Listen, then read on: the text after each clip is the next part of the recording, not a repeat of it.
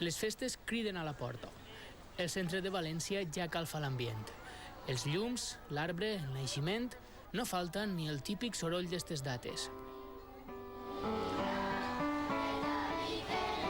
Les nadalenques sempre sonen millor si naixen d'estes veus celestials.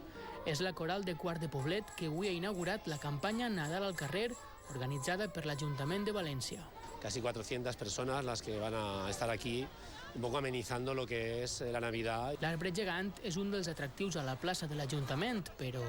Podría estar más decorado. ¿Más? Le faltan yo creo que unos adornillos al árbol. El balcó està pres per centenar de llums nadalencs i la gent es para a mirar.